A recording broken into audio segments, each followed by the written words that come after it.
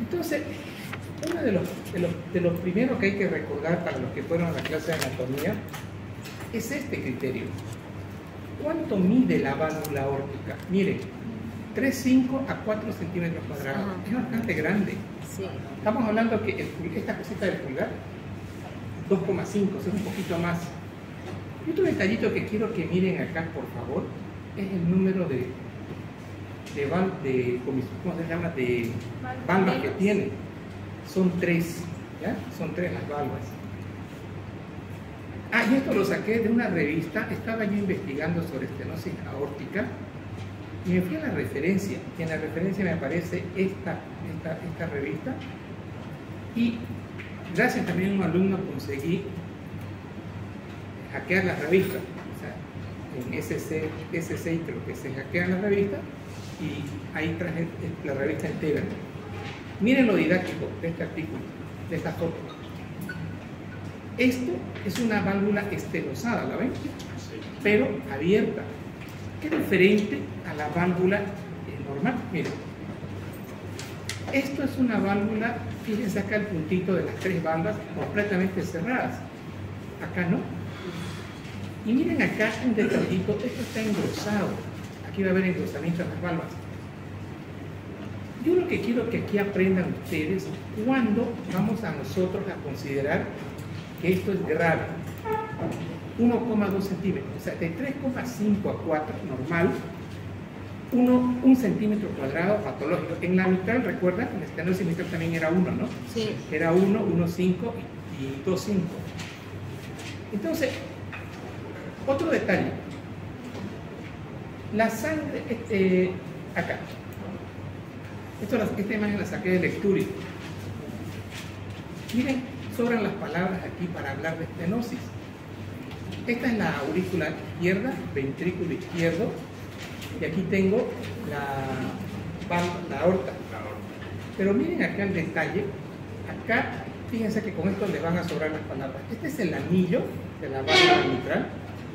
Y en general van a escuchar ustedes ahorita de que la valva o las valvas se van a calcificar en su anillo y va a ser tanta la calcificación que se van a prender aquí estas valvas. Entonces, si yo digo se van a prender estas valvas, no se pueden abrir, por lo tanto va a haber una disminución del diámetro de apertura. Bien, ¿qué es lo que tienen que saber para hoy día, para entrar a la residencia? Cuando les pregunten etiología de las estenosis aórticas, van a decir 2 etiologías básicas. Esta es de origen congénito. ¿Y cómo la voy a diferenciar a la origen congénito a la adquirida? Miren acá, solamente hay 2 válvulas. Estas son valvas bicúspides. O sea, es la persona que nace con deficiencia de una valva, es la primera causa de las congénitas. Y también con el tiempo se van a calcificar. De las otras valvas, de las que se hacen en el tiempo, voy a empezar por las degenerativas. Es la principal causa de estenosis aórtica, donde la base de la válvula se hace muy flexible, esto de acá, y se rigidiza, se pone duro también, y se calcifica y estenosa. O sea, miren, aquí está la calcificación, se van a unir esto y se va a poner duro. La reumática ya no se ve mucho porque ya hacemos tratamiento con penicilina. Puede terminar, hay fibrosis y fusión de comisuras y calcificación. O sea, en las dos hay calcificación, pero en esta reumática vamos a tener fibrosis y vamos a tener también un proceso inflamatorio que es el que va a crear la fibrosis. Y aquí está la fotito de lo que es una válvula calcificada en el anillo valvular. Esto de acá, miren, todo esto está calcificado. Esta valva debería ser con mayor espacio. Entonces, esto es una estenosis de la válvula aórtica relacionada con una... ¿cómo se llama esto? ¿Calcificación? ¿Perdón? Calcificación. Sí, con una calcificación y fibrosa. Esta de acá. Bien, entonces, ya hemos visto el origen de la estenosis mitral. Bien, ahora las congénitas, lo que les decía, son estenosis por fibrosis y fusión de la comisura de los vellos. Y lo que aquí nos dice, esto por ejemplo lo saqué de la la doctora Sonia, lo que aquí ella lo menciona así muy a la rápida, pero cuando uno lo escucha a este señor que explica el lecturio, le da unos 10 minutos a la explicación, a que nos quedemos nomás con el concepto que estas válvulas bicúspides son congénitas y estas tricúspides son las de origen reumático o las de origen degenerativo. Entonces esa es la diferencia que hay que tener. En cuanto a la fisiopatología, no está difícil la fisiopatología, pero para ello vamos a recordar algunas cositas, algunos detalles de fisiología.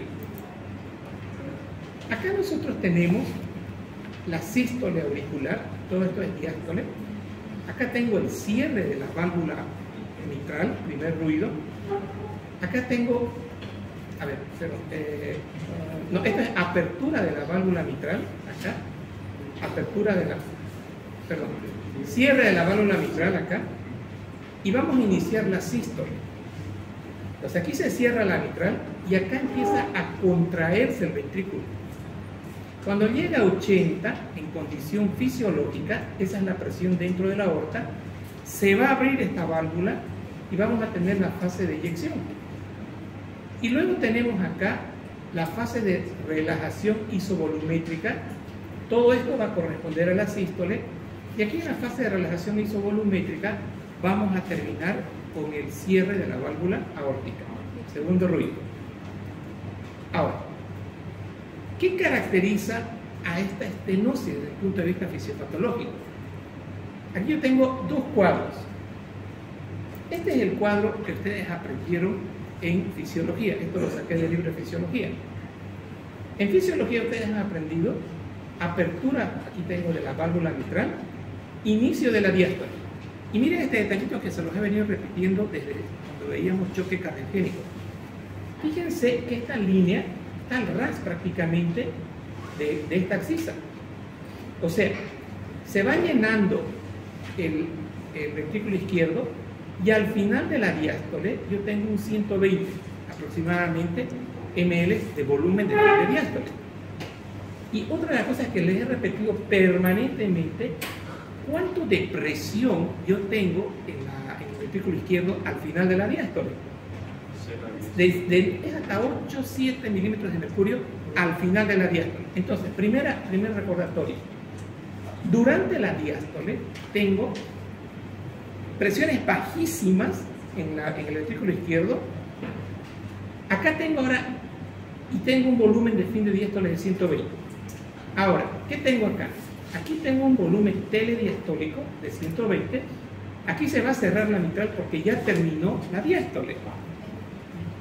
Y en esta fase, el ventrículo se va a contraer con las 4 válvulas cerradas hasta que llegue a 80 y se abra.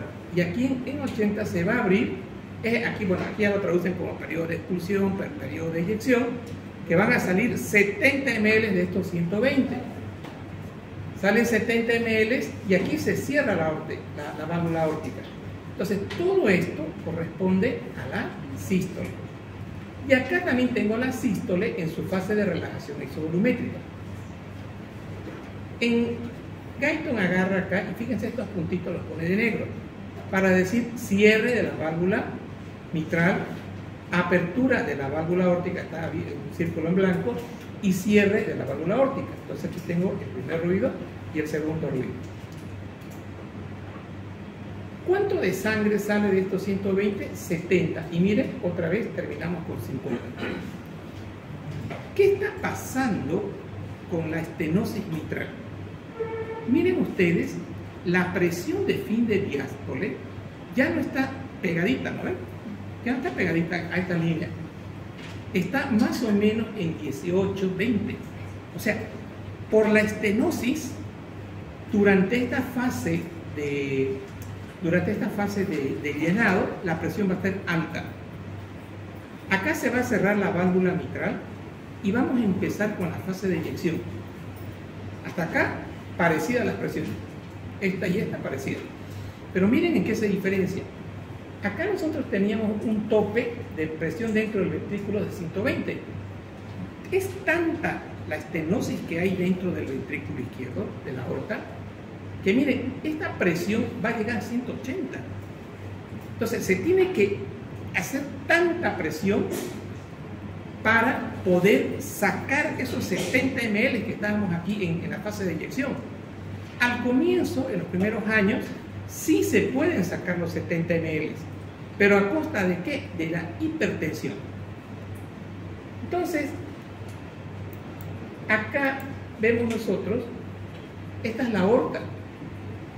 Entonces, esta presión de la aorta también va a acompañar a la presión sistólica.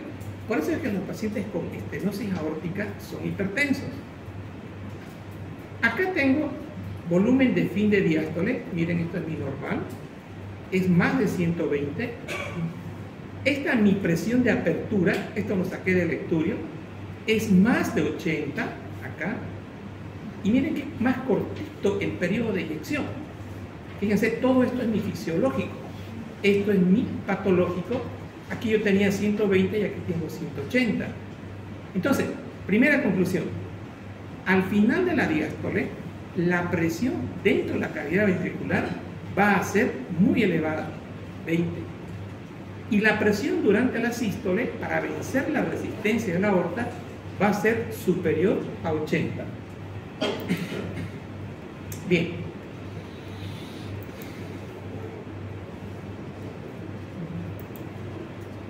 Ahora, ¿qué es la precarga? Ya para ir entrando en el capítulo de insuficiencia cardíaca. Todo lo relacionado acá. Fase de llenado. Ese volumen de fase de llenado al final de la diástole son 120 ml con una presión de 8. Entonces, todo eso es precarga. ¿Cómo va a estar acá la precarga en la estenosis aórtica? Aumentada. Pero por dos cosas, porque va a quedar un remanente de volumen de fin de diástole y porque la presión de fin de diástole es mayor, entonces ya tengo una precarga aumentada. Acá, esta fase de aquí, en la fase de inyección, es donde nosotros medimos la poscarga en la fase de inyección. Entonces, la poscarga también se va a encontrar aumentada en la fase de inyección. Entonces tengo precarga aumentada y poscarga aumentada. Durante la sístole evaluamos poscarga y durante la diástole evaluamos precarga.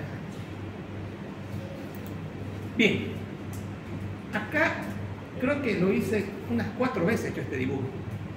¿Para qué? Para mostrar esto, hipertrofia. Para mostrarles esta estenosis de 1 centímetro. Entonces, el organismo lo que va a hacer, consecuencia de esta hipertrofia, creo que había una pregunta en el examen sobre esto, parecido, no sé en qué tema, pero había una pregunta. En shock cardiogénico.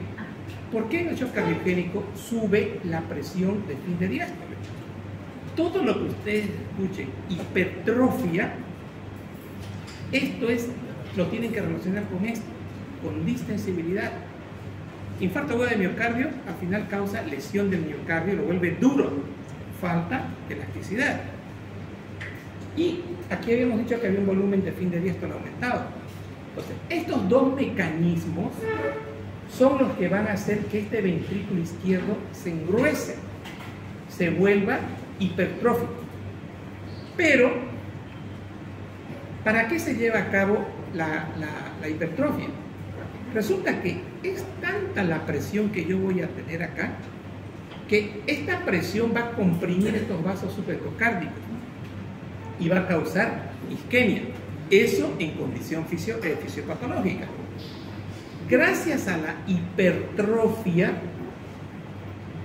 que esa presión de fin de diástole o de intensa que se está desarrollando en el ventrículo izquierdo reduce, sea, el paciente hace sus cuadros de isquemia, pero cuando ya la cosa está muy avanzada. Entonces, la hipertrofia es un protector para reducir la presión dentro de la masa ventricular y para reducir la presión telediastólica, que sabemos que es alta, pero podría ser más alta si el ventrículo izquierdo no estuviera hipertrofiado. Vayan familiarizándose con esta palabra. Esa acción del cambio de la forma del ventrículo izquierdo se llama remodelación ventricular. Entonces, en el infarto agudo del miocardio hay remodelación ventricular, hipertrofia. En la estenosis mitral hay aumento del número de las fibras, de las miofibrillas, remodelación, hipertrofia. Entonces, este es el concepto que creo que con este esquemita que les he hecho considero que está claro el concepto. Lo que acá habría que anotar con una letra chiquitita: la hipertrofia reduce la presión parietal. ¿Y eso qué significa? Esta presión es alta, ya lo dijimos, ¿no? Pero puede ser más alta si no tuviéramos hipertrofia. La hipertrofia es para favorecer. Bien. Aquí vamos a hacer un resumen. Aumento de la presión de fin de diástole. Ya, podríamos ponerle así, digamos.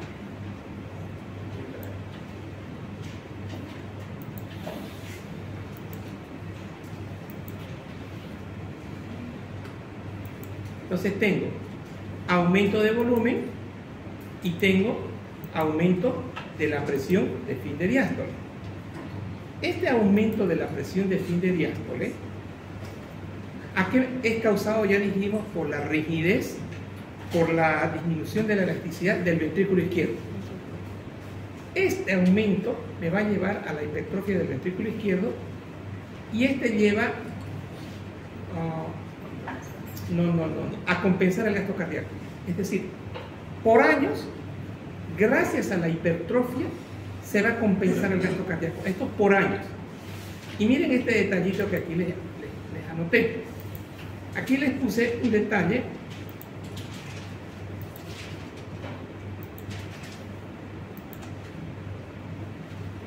Así. Después de varios años, acá, después de varios años, no se va a poder, se va a empezar a alterar la función miocárdica. ¿Por qué se va a alterar? Porque es tanta la hipertrofia que no hay un número de capilares adecuados para esta hipertrofia. Entonces, se disminuye la reserva coronaria, se dice. ¿Qué es la reserva coronaria? La relación entre hipertrofia y número de capilares. Si yo a ustedes los mando a un gimnasio a hacer ejercicio, su músculo se va a hipertrofiar, pero el número de capilares va a aumentar. Eso es fisiológico. Fisiológico. Acá se reduce la reserva coronaria porque no hay hipertrofia, hay mucho tejido y pocos capilares. Entonces, ¿eso en qué se va a traducir? Eso se va a traducir en un fenómeno que se conoce con el nombre de isquemia. Entonces, dentro de las características del infarto, de la estenosis aórtica, después de varios años, es que el paciente va a empezar a hacer cuadros anginosos, consecuencia de disminución de la reserva coronaria, consecuencia de no relación entre la demanda, porque si yo tengo hipertrofia necesito altísimo oxígeno, y la oferta. Tengo pocos capilares acá, en estos vasos. Al tener pocos capilares, no tengo la relación demanda-oferta. Entonces, acuérdense del ejemplo de cuando uno va al gimnasio. Ahí hay una relación lineal. Bien, ¿qué tengo acá? Acá tengo la estenosis, tengo la hipertrofia y el aumento de la presión de fin de diástole. Veamos acá. Si hay hipertrofia, hay aumento de requerimiento de oxígeno.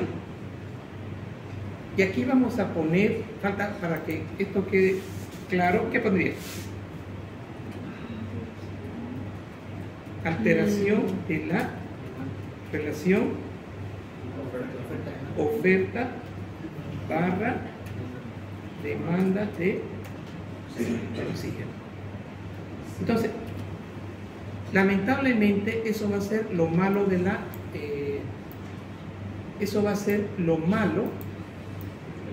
de la hipertrofia con los años. Ahora, esto ya tengo esto por un lado. Por otro lado, vamos a empezar aquí abajo. Aumento de la presión de fin de diástole. La hipertrofia del ventrículo reduce la distensibilidad, ¿sí? Lo va a volver duro al ventrículo, por lo tanto vamos a tener más aumento de presión también, y esto me va a alterar, esta hipertrofia me va a alterar la relación oferta-demanda de oxígeno.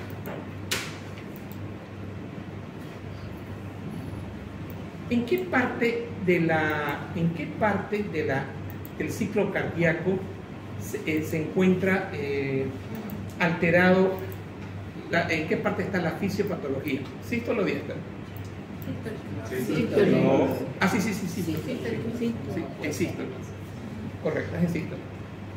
La estenosis aórtica determina un aumento en el gradiente sistólico del ventrículo izquierdo de la aorta. ¿Qué significa esta palabra? Gradiente es diferencia de presión. Entonces, la presión en el ventrículo va a ser muy alta y la presión también en la aorta va a ser muy alta. Ahora, ¿de qué depende la apertura de la válvula mitral, de la válvula aórtica?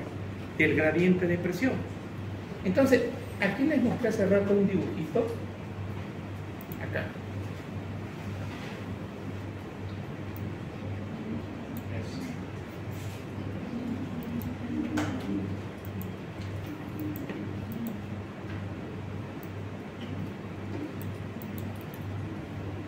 Con esto van a sobrar las palabras. Acá. Esto era lo fisiológico, ¿no ven? Miren ahora cuánto sube la presión. Y también sube la presión dentro de la aorta. O sea, hay un gradiente alterado en el ventrículo izquierdo y en la curva de la aorta. Entonces, eso es lo que me va a dar la estenosis, lo cual se traduce por aumento de la poscarga. Ahora viene el concepto de poscarga. Esto era poscarga, ¿no? Esto es poscarga. Entonces, aquí tenemos nosotros ahora, aquí en esta parte tengo una poscarga aumentada. ¿Cierto, no es? Una poscarga aumentada.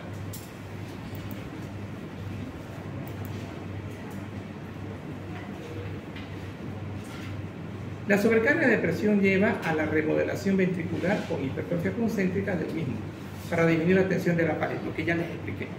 Ahora, ¿qué significa lleva a la remodelación ventricular hipertrofia concéntrica? Hay dos tipos de hipertrofias. Las que lo convierten al ventrículo, así como el dibujo de día, esa es una hipertrofia concéntrica.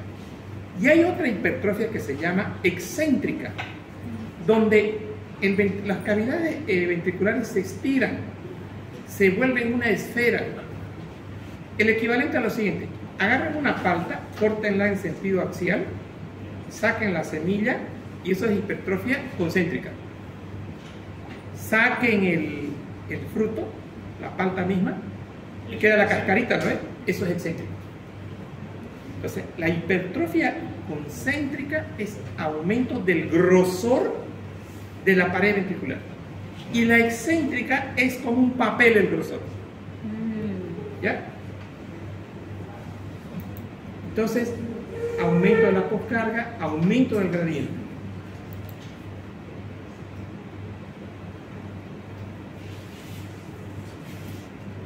Ya ahora han pasado 3 años de este paciente que tuvo su valvulopatía degenerativa. Después de los 3 años, miren lo que dice. ¿Aumento de la presión de fin de diástole? Sí. Si no se trata, se lleva, vamos a estar después en disfunción sistólica. O sea, ya no, el paciente empieza a descompensarse. Esto lleva a una insuficiencia del ventrículo izquierdo. Acá. Entonces, cuando yo digo insuficiencia del ventrículo izquierdo, ¿qué estoy diciendo de de las presiones acá, en la aurícula? Bien. Las presiones aquí van a estar aumentadas. ¿Cómo va a estar en el pulmón? Bien, bienísimo. Exacto. Y fíjense ustedes que tengo acá. En el peor de los escenarios, edema pulmonar. O disnea, cuando el paciente sube la presión. Acá, en este dibujo, también quiero que sepan que hay hipertrofia de la aurícula izquierda para vencer esta presión. Si no hubiera hipertrofia de la aurícula izquierda, yo no puedo vencer esta presión. No puedo tener sístole auricular. Pero va a llegar un momento, estábamos en disfunción diastólica. Recuerden esto, empezamos con disfunción diastólica y vamos a terminar con disfunción sistólica. O sea, el ventrículo ya no se va a poder contraer adecuadamente. Eso es disfunción sistólica. Bien, y acá,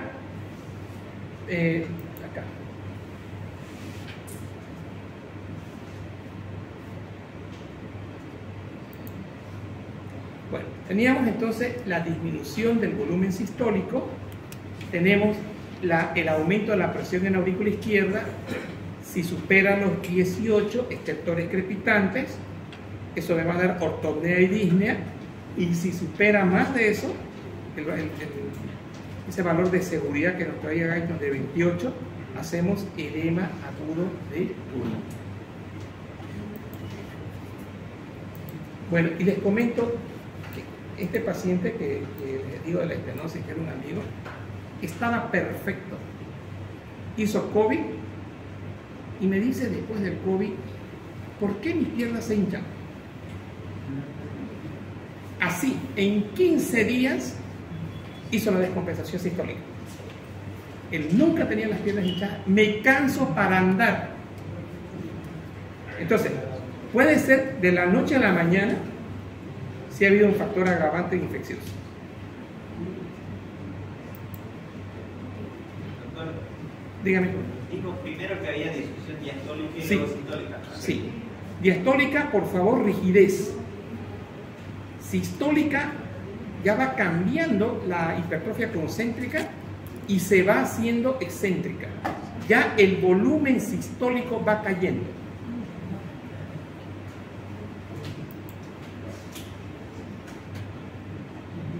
Bien, acá al examen físico tenemos un pulso que es parvus y tardus, es decir, es suavito, finito, que apenas se lo siente y que termina, está en la fase terminal de la sístole.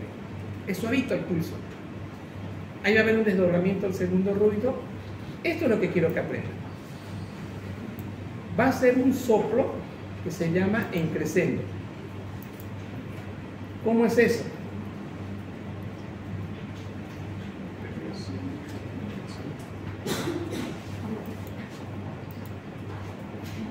En sístole, en crescendo y decrescendo. O sea, va así. Y desaparece.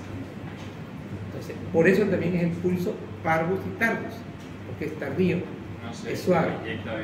Entonces, este es el pulso que tenemos en el paciente. Perdón, ese es el soplo que tenemos en el paciente.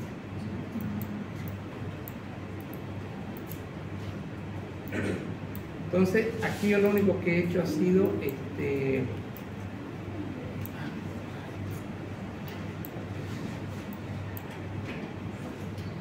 creciente y decreciente. ¿Listo?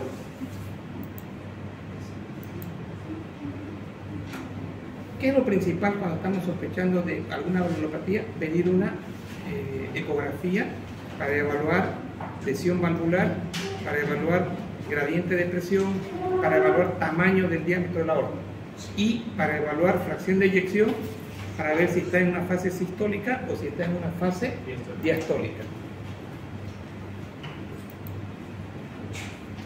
Y este es un paciente típico. Resumen, 76 años con hipertensión e hiperlipemia, Señores, ¿no dije yo al comienzo calcificación de las valvas? Sí. Señores, hay que ser hiperlipémico para eso. Hay que tener colesterol alto, triglicéridos altos. Entonces, por eso dice hiperlipémico, se presenta con episodios crecientes de dolor torácico. O sea, ya este paciente está anginoso, tiene angina, con esfuerzo, y se encuentra que tiene una presión de pulso estrecha. O sea, ¿qué es estrecho? 120/80, la diferencial es 40, ¿no ves? Ahí les mandé una fotito. Sí. ¿Te acuerdas que les mandé una fotito en Telegram antes del examen? Sí. Y dije, esto lo voy a preguntar a los alumnos. Si los que leyeron contestaron bien seguro. Estrecha significa, digamos, 170, 140. Es 30. Es 30. ¿Ya? Estrecha. Y se encuentra que tiene una presión de pulso estrecha, un soplo de expulsión sistólica de pico tardío, o sea, está al medio, ¿no? De pico tardío, un pulso periférico débil y retrasado con un electrocardiograma anormal. ¿Anormal dice? Anormal. O sea, anormal significa ST rectificado, significa ABL con una R grande, o sea, criterios de hipertrofia de ventrículo izquierdo. ¿Cuáles son las causas más probables? Aquí lo repasamos todo el tema. En los países donde hay pacientes industrializados, ocurren las estenosis aórticas del 1 al 3% de la población general en mayores de 70 años. Es la causa más frecuente de la cardiopatía valvular en esta población. ¿Ya? Pacientes de 70 años. ¿Cuál es la fuente más probable del ruido cardíaco? Porque era en creciendo y en descenso. Pero al medio estaba el principal sonido. Los ruidos cardíacos adicionales que se presentan cerca de S1 incluyen el S1 dividido, galope y el S4 chasquido de expulsión. En este caso, el sonido adicional probablemente sea un galope, con base en su ubicación, tono y antecedentes clínicos.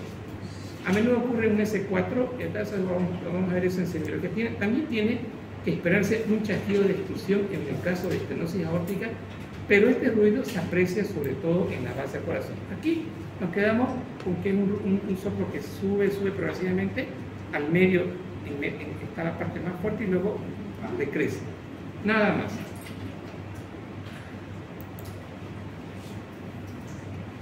Datos de electrocardiografía. Aquí está lo que les decía. Agarro el ABL y si en el ABL yo tengo un valor mayor a 11, ya puedo decir que el paciente tiene hipertrofia del ventrículo izquierdo. Pero hay otros criterios más. El ST rectificado B5, B6 y Sokolov son otros datos. ¿Qué datos físicos? Ahora sí, esto es lo que me interesa, porque vaya con la clase.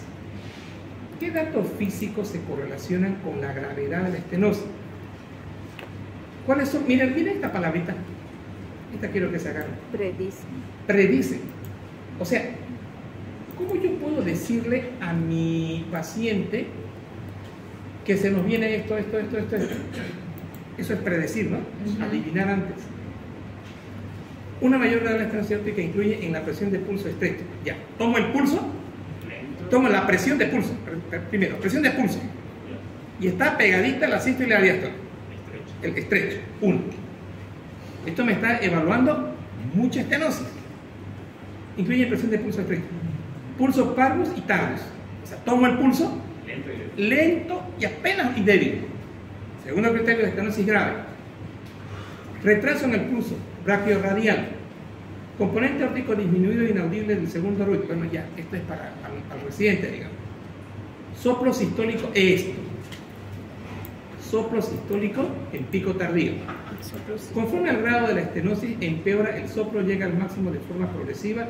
Más adelante en la sístole, la intensidad del soplo no se correcta. Ese es otro detalle que ustedes como médicos junior van a meter la pata. ¿En qué van a meter la pata? Eso está grave. No. Dice aquí, la intensidad del soplo no se correlaciona con la gravedad. Nos va a indicar que hay un problema. O sea, ¿pueden ustedes escuchar? Sí. No ese es el criterio de gravedad. ¿Cuáles son los dos criterios? Presión del pulso, parvus tardo, estrecho, y el pulso parvus tardo presente y un soplo al medio. un soplo al medio. o sea, entre sístole y sístole, al medio de la sístole. Sí. Entonces, esto es pregunta de examen. ¿No quieren que hacer la pregunta de examen? La intensidad ¿Cuál es la falsa? ¿Cuál va a ser la pregunta falsa? el soplo no, la intensidad del soplo no se relaciona con la La gravedad. intensidad del Se soplo relaciona con predice gravedad, no gravedad, Falso. falso. Factores que predicen la gravedad. No, pero yo quiero hacerlo así. Ahora, otro. Factores, sí, mencionen los factores que predicen la gravedad por semiología en estenosis aórtica. Por semiología. Fíjense, todo esto es semiología, ¿no? Sí. Ahí nos dice fracción de eyección, ¿no?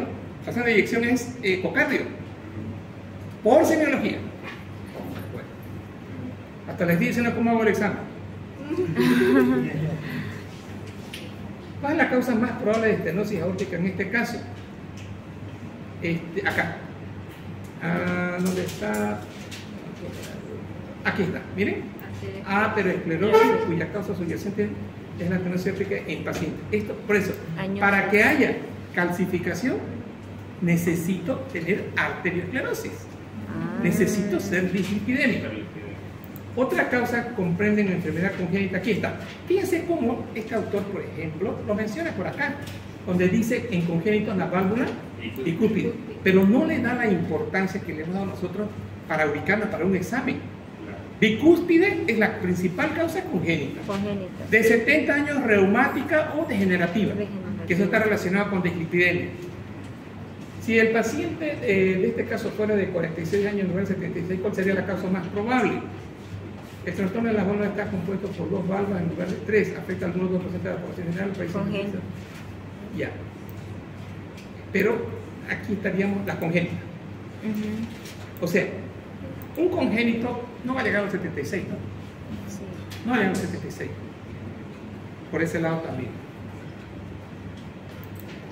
¿Cuál es estas manifestaciones clínicas de la estenosis aórtica? Acá. Señores, la angina ya les expliqué, por un intenso aumento de la presión de fin de diástole que comprime los vasos subendocardios. Pero también hacen síncope. Digamos que su profesor de ustedes tenga estenosis aórtica y el profesor los ve que se está yendo de clase. ¿Qué va a hacer ese profesor? Va a subir, ¿no? Ahora miren esto. Está estenosado el hombre. No le hagan eso. Pregúntenle a quién tiene estenosis y quiénes no. Está estenosado el paciente, el hombre. Los músculos necesitan oxígeno, ¿no? Sí. Esos músculos se van a vasodilatar y el bombeo no va a ser el adecuado para los músculos estriados. Entonces, el paciente se va a desmayar porque no le puedo aportar a mi musculatura oxígeno porque estoy estenosado.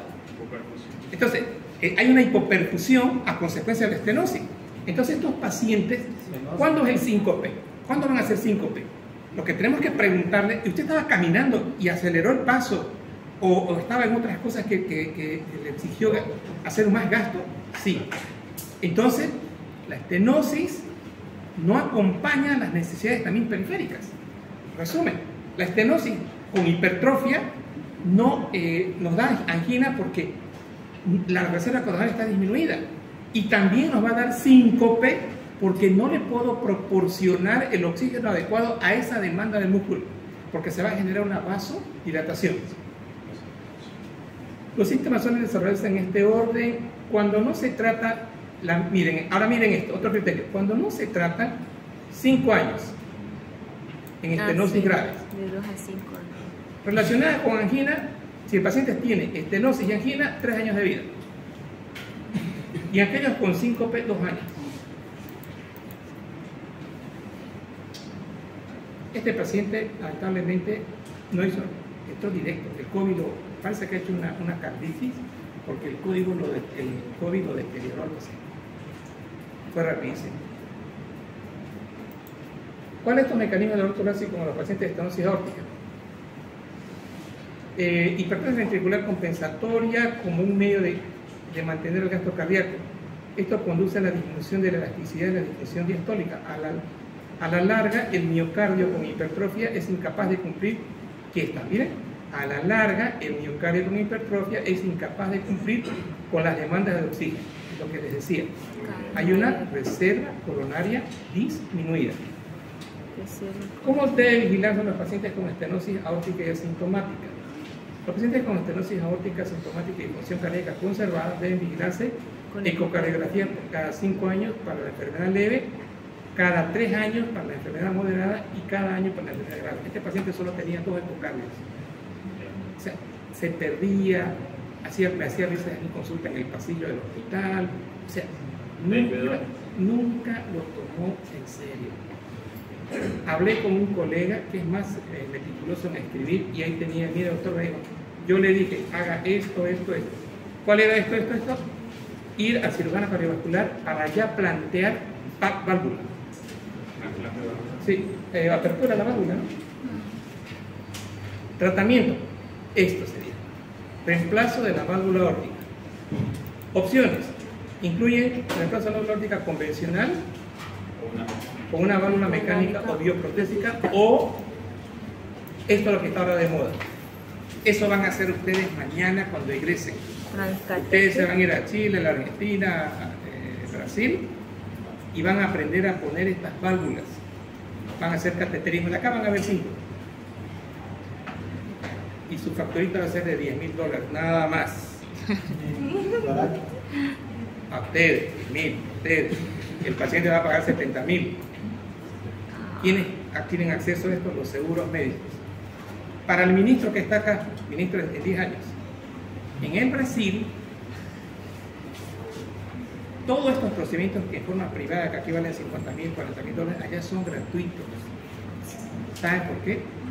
Porque del total de la plata que le entra al gobierno, tienen una buena, fuerte cantidad para salud y educación.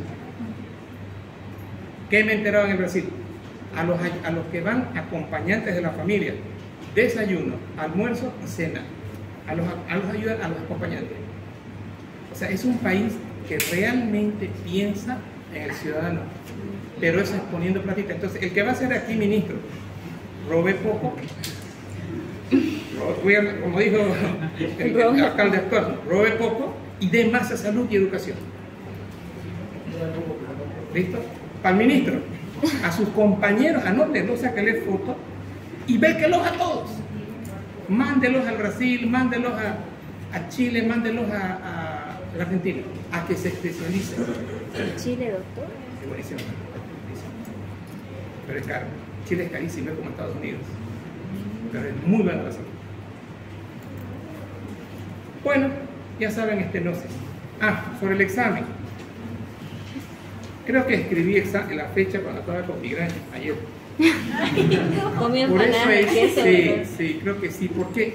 Porque en mi cabeza era mañana el examen. Bueno, pero es la típica del estudiante, ¿no?